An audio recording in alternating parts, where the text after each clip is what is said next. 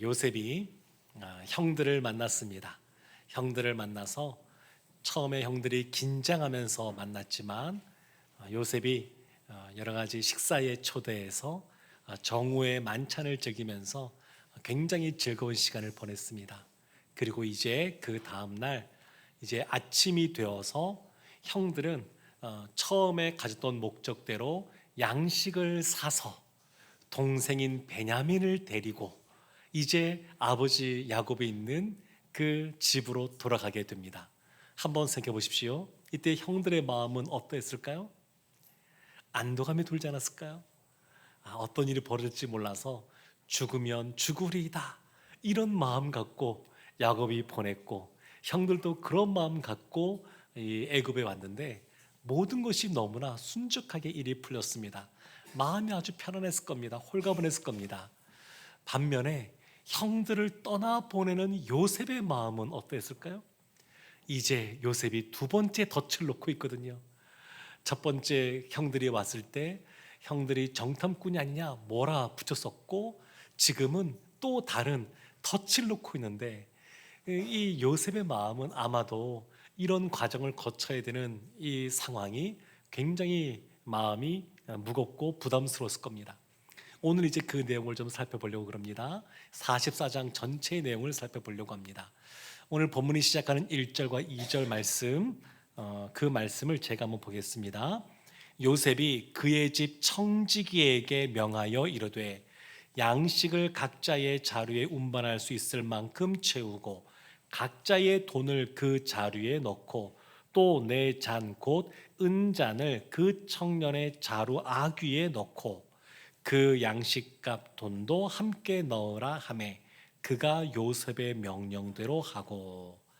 지금 요셉이 청지기에게 명령하는데 청지기가 그대로 행합니다. 무엇을 명령했냐면 첫 번째 형들이 왔을 때처럼 돌아가는 그 양식 주머니 안에, 자루 안에 돈을 다시 넣어두라는 겁니다.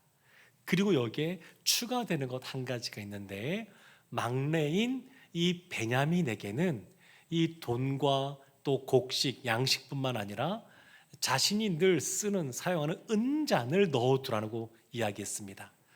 그리고 나서 이 요셉이 아주 이 디렉션을 아주 정확하게 주게 되는데, 그 청지기에게 뭐라고 말하냐면 그들이 조금 성에서 조금 벗어났을 때, 멀리 가지도 않았습니다. 조금 벗어났을 때 쫓아가서 그들에게 이렇게 말합니다. 너희가 어찌하여 선을 악으로 갚느냐? 너희가 악하다. 우리 주인의 것을 너희가 훔쳐갔다. 이렇게 말을 하고 시켰고, 이 청지기가 그대로 행합니다. 그런데 형들 입장에서 생각해 보십시오. 그들이 은잔을 훔쳤습니까? 돈을 자루에 넣어놨습니까? 안 그랬죠. 그들은 결백합니다. 그래서 자신들의 그 결백함을 아주 분명하게 드러냅니다. 그 내용이 7절 말씀에 나오는데 우리 7절 말씀 함께 합독하겠습니다. 그들이 그에게 대답하되 내 주여 어찌 이렇게 말씀하시나이까? 당신의 종들이 이런 일은 결단코 아니하나이다. 형들이 그 청지기에게 말하는 겁니다. 결단코 우린 그런 일 없습니다. 그런데 자신들의 결백을 주장하다가 보니까 약간 오버하게 됩니다. 그래서 지나친 말도 하게 되는데 그 내용이 9절에 나와 있습니다. 우리 9절 말씀도 함께 합독하겠습니다. 당신의 종들 중 누구에게서 발견되든지 그는 죽을 것이요 우리는 내 주의 종들이 되리이다. 누구에게서 발견되든지 그는 죽을 것이요. 이렇게까지 말할 필요가 있을까 싶긴 한데, 그걸 가져간 사람이 있으면 죽을 것이요 우리 형제들 다 종이 되겠습니다. 그런 말들을 이 형들이 합니다. 근데 그때 이 청지기가 뭐라고 말하냐면 그렇게 할 필요까지는 없다. 죽을 필요 없고 그 은전이 들어가 있는 그 한 사람만 종이 되면 된다. 나머지는 다 죄가 없으니까 돌아가면 된다. 이렇게 이야기했습니다. 근데 아주 이 조사하는데 묘한 상황이 펼쳐집니다. 12절 말씀이 이렇게 나옵니다. 청지기가 나이 많은 자에게서부터 시작하여 나이 적은 자에게까지 조사하매 그 잔이 베냐민의 자루에서 발견된지라. 르우벤부터 시작하여서 하나하나 자루를 열어봅니다. 이 르우벤이 탁 열었는데 그 자루 안에 돈이 있는 거예요. 둘째 시므온이 딱 자루를 열었는데 돈이 있습니다. 점점 긴장이 고조되지 않겠습니까? 셋째, 넷째, 다섯째, 마지막 베냐민이 딱 자루를 열었는데 돈뿐만 아니라 은잔이 있는 겁니다. 은잔이 있어요. 그렇게 자신만만했는데 그런 일이 벌어진 겁니다. 그러니까 형들이 이때 어떻게 반응하냐면 13절에 그들이 이렇게 반응합니다. 우리 13절 말씀 함께 합독하겠습니다. 그들이 옷을 찢고 각기 짐을 나귀에 싣고 성으로 돌아가니라. 그들이 옷을 찢었어요. 20여 년 전 그들이 요셉을 팔 때 요셉의 채색 옷을 먼저 찢었던 형들입니다.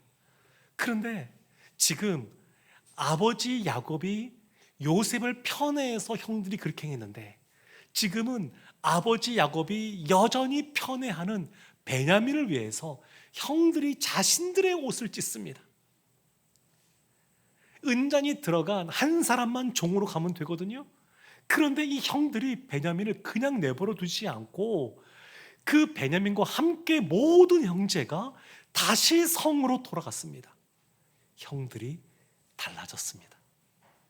20여 년 전에, 22년 전에 그 요셉을 대하던 모습과 지금 베냐민을 대하는 모습이 달라졌습니다. 달라졌어요.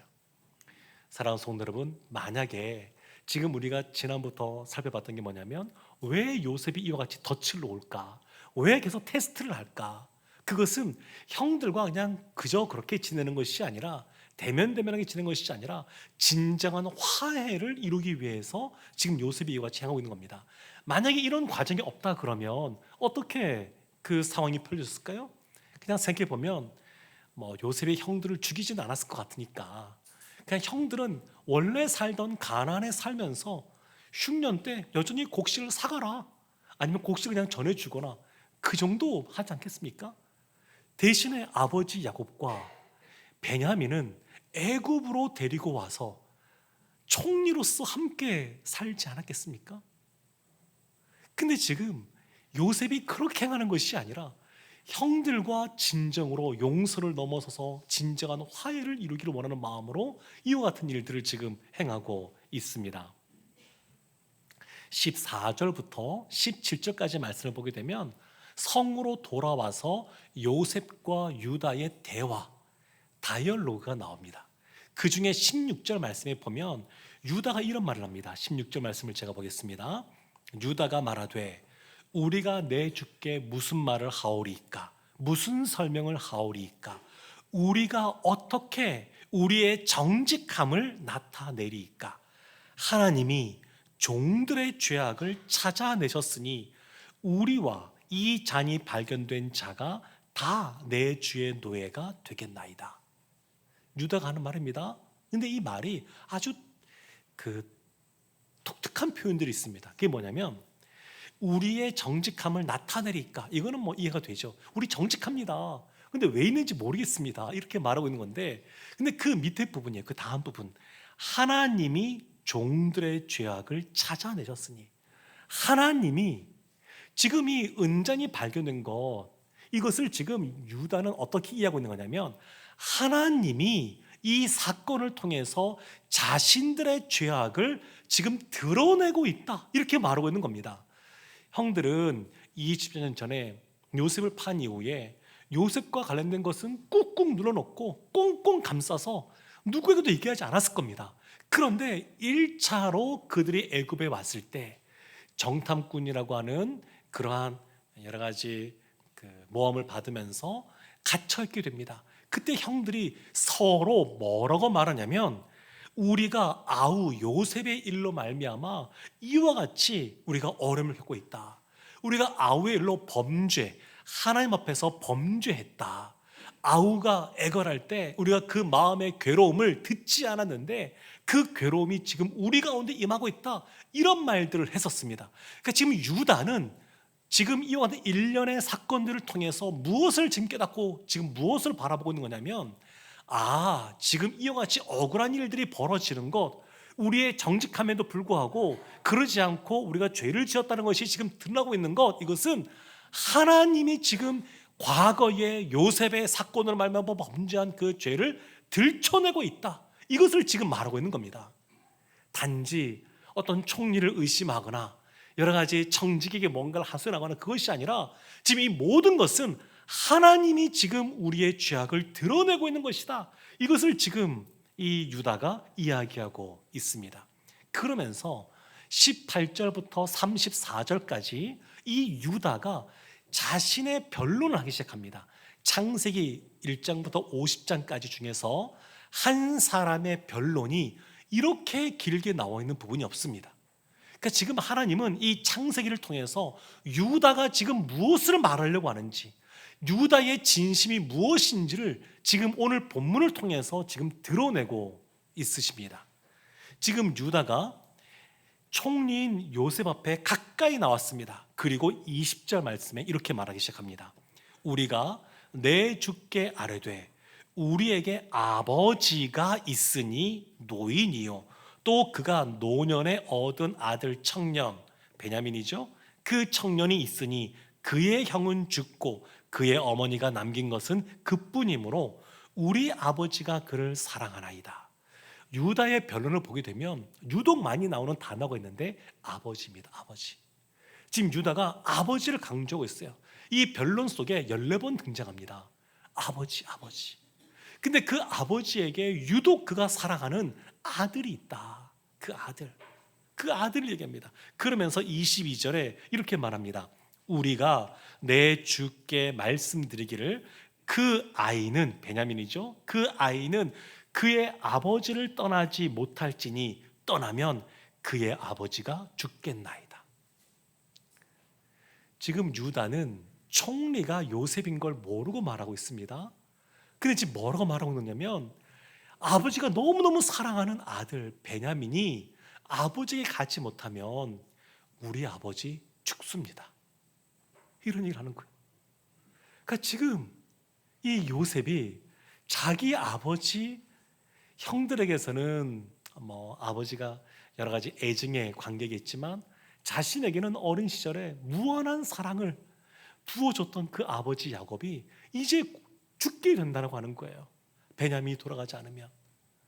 그러니까 이 이야기를 지금 요셉이 듣고 있습니다. 이것이 34절까지 쭉 이어지게 되는데 나중에 다음 주에 보겠지만 45장 하게 되면 요셉이 이 이야기를 듣고 난 이후에 자신의 마음을 주체할 수 없습니다. 이 유다의 말이, 이 진심 어린 말들이 요셉의 마음을 꽝꽝 때리고 있습니다. 그러면서 아주 이 유다의 그 마음을 읽을 수 있는 아주 특별한 구절이 하나 있는데 27절입니다. 우리 27절 말씀 함께 합독하겠습니다. 주의 종 우리 아버지가 우리에게 이르되 너희도 알거니와 내 아내가 내게 두 아들을 낳았으나. 지금 유다가 총리에게 지금 말하고 있는 겁니다. 총리 요셉에게 우리 아버지가 우리에게 이렇게 말했습니다 라고 하면서 야곱이 뭐라고 말했느냐, 내 아내가 한 명 있고 내 아들이 2명 있다, 이렇게 말했다는 거예요. 야곱이 그의 부인이 총 4명인데 자신에게는 아내는 1명뿐이고 라헬뿐이고 그 라헬 낳은 2 아들만 내 아들이다, 이런 말을 루벤부터 시작하여서 10명의 아들들에게 했다는 겁니다. 어떨까요? 그 이야기를 듣고 있는 유다나 그 형제들은 아버지가 인정해 주지 않는 거예요. 사실은 홍길동도 아닌데 아버지를 아버지로 부를 수 없는 그런 아주 이상한 그런 상황. 아버지가 인정을 안 해요. 너희들은 내 아들이야, 이렇게 인정을 안 해주는 상황. 그러니까 이 아들들의 입장이 어떠하겠습니까? 그런데 이 유다가, 이 야곱은 굉장히 편협한 모습을 보여주죠. 그 베냐민에게 집착하고 있는 모습, 그것 때문에 다른 아들들에게 깊은 상처를 주는 그러한 모습을 이 야곱이 보여줍니다. 그럼에도 불구하고 이 유다가 굉장히 성숙된 모습을 보여줍니다. 그래서 27절을 보았지만 거기 보면 우리 아버지 이렇게 말합니다. 우리 아버지. 아버지는 내 아들은 2명뿐이야 이렇게 말하는데 이 유다는 우리 아버지 이렇게 말하고요. 26절에 보면 우리 막내 아우 이렇게 표현했습니다. 아버지가 뭐라고 말하든 베냐민은 우리 아우다, 우리 동생이다, 그렇게 이야기를 해요. 그리고 34절에 보게 되면 이 유다가 내 아버지 이렇게 표현했습니다. 아버지는 그냥 편협된 그러한 그 모습 속에서 자신들을 잘 인정해 주지 않지만, 그래도 이 유다가 그 아버지 야곱을 우리 아버지, 내 아버지, 베냐민도 우리 동생, 그렇게 지금 이야기하고 있는 겁니다. 사랑하는 성도 여러분, 이 이야기를 지금 요셉이 듣고 있습니다. 요셉인지 모르고 말하고 있지만 요셉이 듣고 있어요. 요셉이 무슨 생각을 했을까요? 내가 예전에 22년 전 17살 그 어린 나이 때 팔려올 때는 생각을 못했는데 사실 우리 형들 보니까 형들의 삶도 참 쉽지 않았구나. 아버지에게 사랑받지 못하고 인정받지 못하고 아버지에게서 차별받고, 이제 나이가 지나서 나이가 많이 들었음에도 불구하고 그럼에도 여전히 우리 형들은 이렇게 지금 살고 있구나. 그럼에도 불구하고 형들이 아버지를 멀리하고 불효하는 것이 아니라 여전히 내 아버지, 우리 아버지라 생각하고 아버지 때문에 지금 이 유다가 자신의 모든 것을 지금 내걸고 있구나. 마음에 감동이 있지 않겠습니까? 자신만 힘든 것이 아니라 우리 형들도 그렇다고 하는 것. 사랑하는 성도 여러분, 사실 우리의 삶을 살펴보게 되면 일방적으로 피해자인 경우는 사실은 드문 것 같습니다. 요셉 입장에서 어찌 보면 요셉도 가해자의 모습들이 있었습니다. 어렸으니까 잘 몰랐죠. 본인이 인식하지 못하고 있는 것이었습니다. 아버지의 사랑받는데, 근데 그것을 그냥 형들에게 자랑하는 것이죠. 또 형들은 작업복 입고 양들 치고 있는데 본인은 아버지가 준 채색 옷 입고 그냥 그 앞에 가고 하는 겁니다. 그런 것들이 요셉 입장에서는 아무것도 아닐지 몰라도 아버지에게 늘 상처받고 차별받고 있던 그 아들들 입장에서는 굉장히 깊은 상처가 되었던 것 같습니다. 얼마나 그 상처가 깊었으면 자기 동생을 죽이려고 하고 팔아버리려고 했겠습니까? 물론 이때도 그 형들은 나이가 젊었을 때죠. 어렸을 때입니다. 그게 나이가 많지 않은 20대입니다. 그렇지만 이 피해자라고 하는 것, 그것이 꼭 나는 꼭 피해자라고 하는 것, 그런 인식은 좀 우리가 좀 내려놓을 필요가 있습니다. 왜 그러냐면 우리가 십자가 그 예수 그리스도 앞에 나아가면 우리가 보통을 삶을 살아갈 때 도덕적으로 살아가고 법을 어기지 않고 살아가는 사람들은 우리가 죄인입니다 그러면 받아들이기 어려워합니다. 그러나 예수 그리스도 십자가 앞에 나아가면 우리가 죄인이라는 것이 깨달아지게 됩니다. 깨달아지게 돼요. 예수 앞에 나아가게 되면 내가 피해자일 뿐만 아니라 누군가의 가해자일 수 있다고 하는 것을 알게 됩니다. 그래서 우리는 피해자이면서 누군가의 피해자이면서 또 누군가에게 상처를 주는 가해자일 수가 있습니다. 그래서 어떤 면에서는 우리가 너무 피해의식을 갖고 살아갈 필요도 없습니다.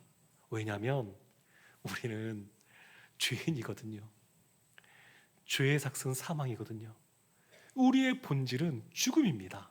그래서 너무 나만 피해자야 이런 생각할 필요가 없습니다. 사랑하는 성도 여러분, 이 유다가 총리에게 한 가지 대안을 제시합니다. 그것이 32절 33절인데 그 말씀을 보겠습니다. 주의 종이 내 아버지에게 아이를 단보하기를 내가 이를 아버지께로 데리고 돌아오지 아니하면 영영이 아버지께 죄짐을 지리이다 하였사오니 이제 주의 종으로 그 아이를 대신하여 머물러 있어 내 주의 종이 되게 하시고 그 아이는 그의 형제들과 함께 올려 보내소서. 유다가 굉장히 성숙했습니다. 이전의 유다가 아닙니다. 그래서 아버지에게 베냐민을 데려가야 됩니다 말할 때에도 돌아오지 못하면, 데리고 오지 못하면 내가 아버지께 죄를 지은 겁니다 라고 말했는데 그 약속한 것을 지금 실천하고 있습니다. 그러면서 이 유다가 지금 뭘 또 말하고 있냐면 베냐민을 대신해서 본인이 종이 되겠다고. 내 막내 아들, 우리 막내 동생이 돌아가지 않으면 우리 아버지가 죽는다고. 지금 유다가 그렇게 말하고 있습니다. 사실 유다는 요셉 입장에서 보면 자신에게 피해를 준 가해자이죠. 그 당시에 포로로 잡혀올 때, 상인들에게 팔려갈 때 제일 먼저 팔자고 말했던 사람이 누구냐면 유다입니다. 유다. 요셉이 다 들어서 알고 있어요. 유다가 먼저 팔자고 그랬습니다. 가해자입니다. 요셉은 피해자이고. 근데 생각해 보십시오. 지금 이 요셉 스토리 보게 되면 이 요셉과 피해자인 요셉과 가해자인 형들이 용서를 넘어서 진정한 화해의 길로 지금 가고 있는 것을 보여줍니다. 어떻게 하면 진정한 화해의 길로 갈 수 있느냐? 그것은 이 가해자가 취해야 될 그러한 태도가 있습니다. 용서받아야 될 자들이 보여줘야 될 태도가 있습니다. 그것이 뭐냐면 첫 번째는 자신의 잘못을 인정하는 겁니다. 자신에게 책임이 있다고 하는 것을 인정하는 겁니다. 자신에게 책임을 묻는 것이 필요합니다. 이것이 먼저예요. 두 번째는 뭐냐면 기꺼이 그 대가를 지불하는 겁니다. 그냥 나는 피해를 줬지만 사실 나도 어쩔 수 없었어, 나도 아버지에게 이런 상처를 받았기 때문이야, 이렇게 하고 변명하고 끝난 것이 아니라 피해를 주었으면 거기에 대한 대가를 지불해야 됩니다. 마태복음 5장 23절 24절에서 이렇게 말합니다. 그러므로 예물을 제단에 드리려다가 거기서 내 형제에게 원망을 들을 만한 일이 있는 것이 생각나거든. 내 형제에게 원망 들을 만한 일, 그것이 있으면 24절에 예물을 제단 앞에 두고 먼저 가서 형제와 화목하고 그 후에 와서 예물을 드리라. 우린 용서 그러면 왠지 피해자 입장에서만 생각이 쉬운데, 용서할 때 가해자가 가져야 될 모습이 있습니다. 그게 뭐냐면 찾아가서 용서를 구하는 겁니다. 화목하게 하려는 노력이 있어야 됩니다. 가해자가 있어야 돼요. 출애굽기 21장 35절 36절에서는 이렇게 말도 합니다. 이 사람의 소가 저 사람의 소를 받아 죽이면 살아있는 소를 팔아 그 값을 반으로 나누고 또한 죽은 것도 반으로 나누니와, 한 소가 한 소를 들이받아서 그 소가 죽으면 그 죽은 소 살은 소를 다 팔아서 반값으로 서로 나눠라 이야기인데, 36절 말씀에 그 소가 본래 받는 버릇이 있는 줄을 알고도 그 임자가 단속하지 아니하였으면 그는 소로 소를 갚을 것이요 죽은 것은 그가 차지할지니라. 그런데 이 소가 들이받는 버릇이 있는 걸 알고 있었어요. 그 주인이 알고 있었어요. 그러면 이 소가 다른 소를 들이받아서 그 소를 죽였으면 이 들이받은 이 사람이 죽은 소의 주인에게 소 한 마리를 사줘야 되고, 더불어서 그 죽은 소도 그 죽은 소의 주인이 가져가게 해라. 대가를 치르는 거예요. 잘못했으면. 어쩌면 너무나 지극히 당연한 상식적인 이야기죠. 그렇지만 이것이 성경의 원리입니다. 성경의 원리예요. 근데 문제는 뭐냐면 사람은 아전인수격으로 생각이 쉽다는 겁니다. 그래서 자신이 받은 피해만 생각하는 것이죠. 본인이 다른 사람에게 뭔가를 가해했다고 하는 것을 생각을 잘 못합니다. 그래서 문제가 생깁니다. 피해를 받은 피해자 입장에서는 가해자를 어떻게 대해야 될까요? 요셉처럼 우리가 피해자입니다. 그럼 어떻게 해야 될까요? 그때 십자가의 예수님을 또 생각해야 됩니다.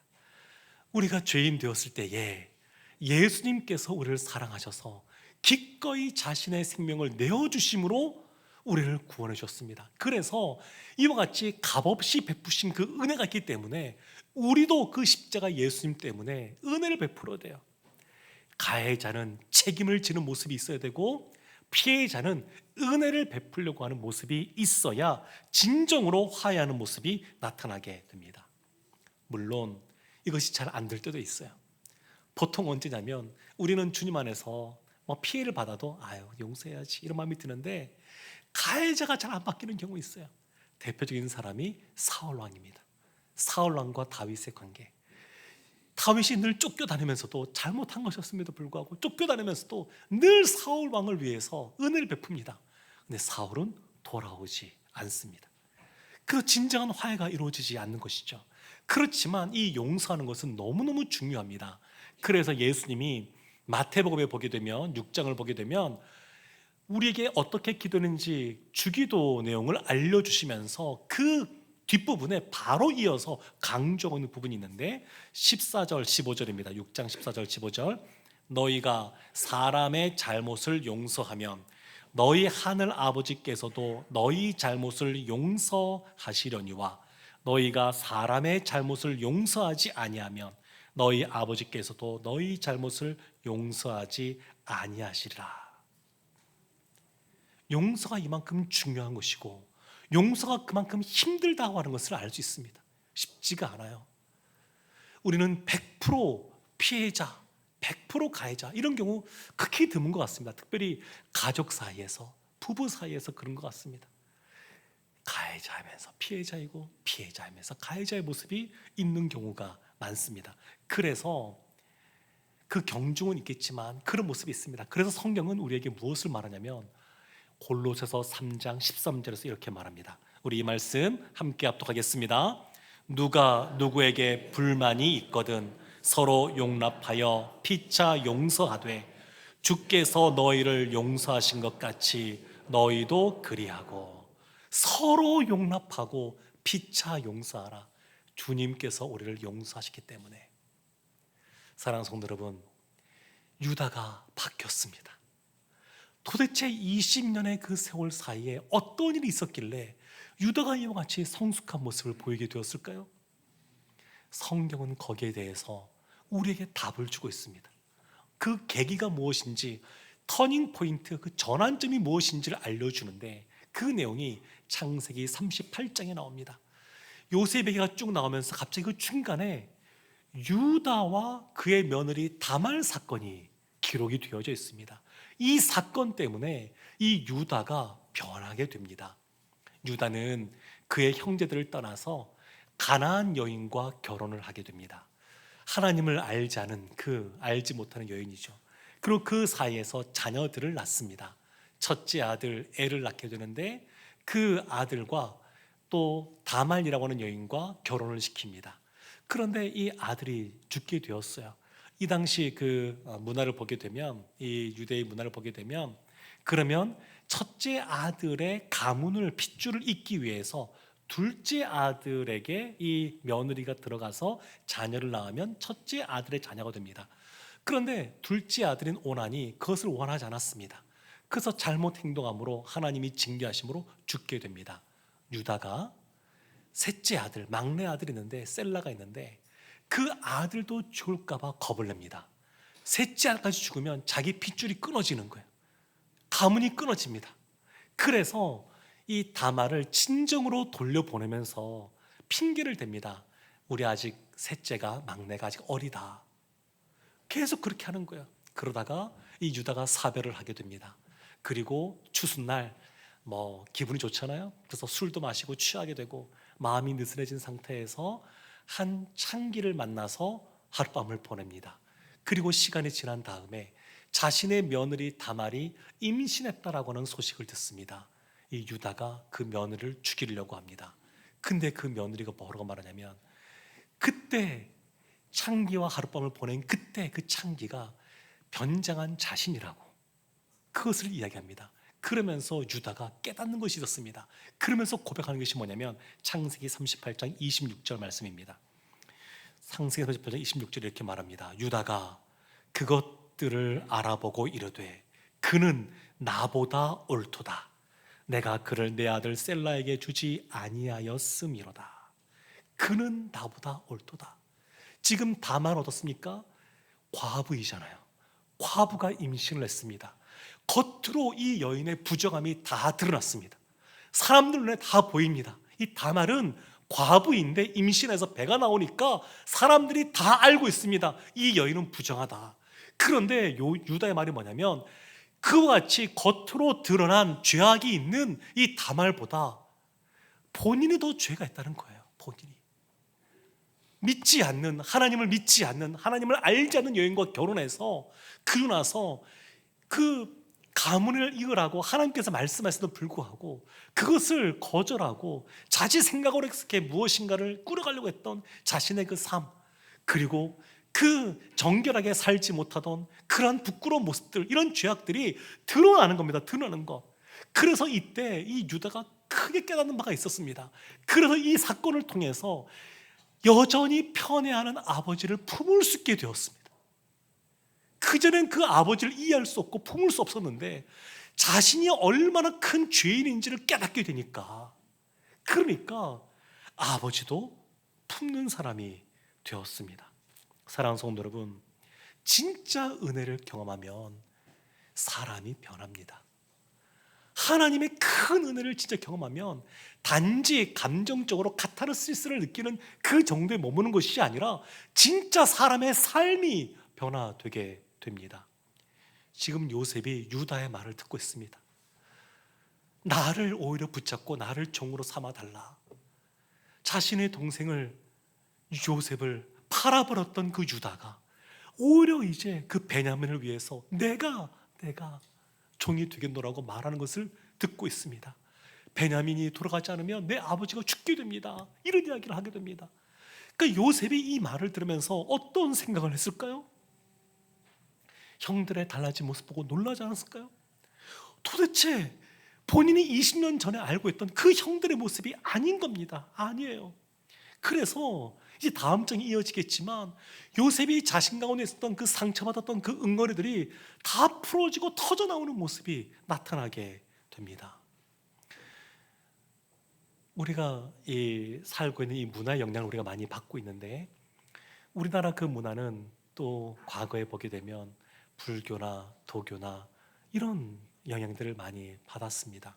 그래서 뭔가 신앙생활 하면서도 깊어져야 된다, 그런 이야기들을 많이 하게 됩니다. 저도 그런 생각들을 하게 됩니다. 그런데 사실 성경을 보면 믿음이 깊어져야 된다, 이런 표현이 사실 나오지 않습니다. 성경에 무엇을 말하고 있냐면 큰 믿음을 말합니다. 큰 믿음, 넓어지는 것을 이야기합니다. 그래서 시편 119편 32절에 이렇게 말합니다. 주께서 내 마음을 넓히시면 내가 주의 계명들의 길로 달려가리이다. 주께서 내 마음을 넓히시면 고린도 교회에 참 여러 가지 사분 오열되는 문제들의 모습들이 있었습니다. 그때 바울이 뭐라고 말하냐면 고린도후서 6장 13절에 이렇게 말합니다. 내가 자녀에게 말하듯 하노니 보답하는 것으로 너희도 마음을 넓히라. 너희도 마음을 넓히라. 주님의 은혜를 경험하는 사람들은 마음이 넓어집니다.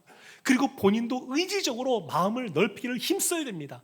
우리가 하나님 앞에 기도하는데 보게 되면 하나님, 나의 이런 문제 있습니다. 우리 집안에 이런 것들이 있습니다.